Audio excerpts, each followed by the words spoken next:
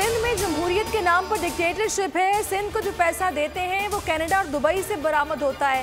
फवाद चौधरी ने एक बार फिर सुप्रीम कोर्ट से सूबे में आर्टिकल 140A नाफिज करने का मुतालबा कर दिया। मुराद अली शाह से इस्तीफे का मुतालबा कर दिया। कहा सिंध को जो पैसा दिया जाए उसकी मॉनिटरिंग जरूरी है। फजल रहमान चाहते हैं कि सिस्टम ना चले।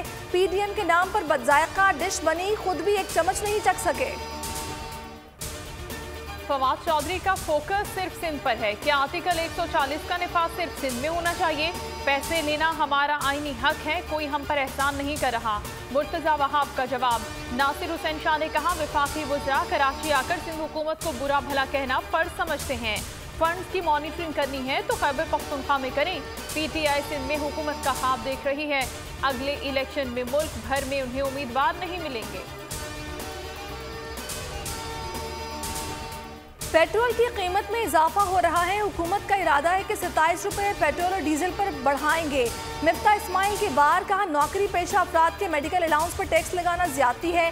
स्टॉक मार्केट के सेठ हजरात का टैक्स 15 से 12% कर दिया। इससे हुकूमत की तरजीहात की अक्कासी हो रही है।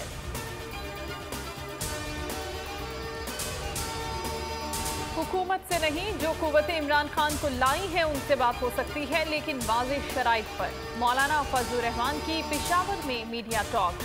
कहा इदारे गैर जानिबदार हो जाएं, इनकी सियासत में मुदाखलत कबूल नहीं करेंगे। धांधली करके नाअहल और मोहल्ले के ओबाश लोगों को पार्लियामेंट में बिठाया गया। 4 जुलाई को सवात, 29 को कराची में PDM का जलसा होगा। शहबाज शरीफ का 22 जून को FIA में पेश होने का फैसला। सुबह 10 बजे FIA में पेश होंगे। अपोजिशन लीडर की पेशी पर कारकुन भी इज़हार यकजहती के लिए FIA दफ्तर आएंगे। फैसला कानूनी टीम से मुशावरत के बाद किया।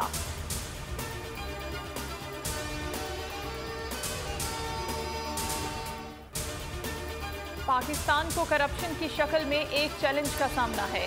करप्शन ही मुल्क में तमाम मसाइल की जड़ है।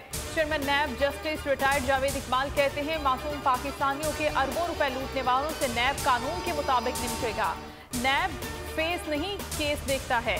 नैब का ताल्लुक किसी फर्द या सियासी जमात से नहीं, पाकिस्तान से है।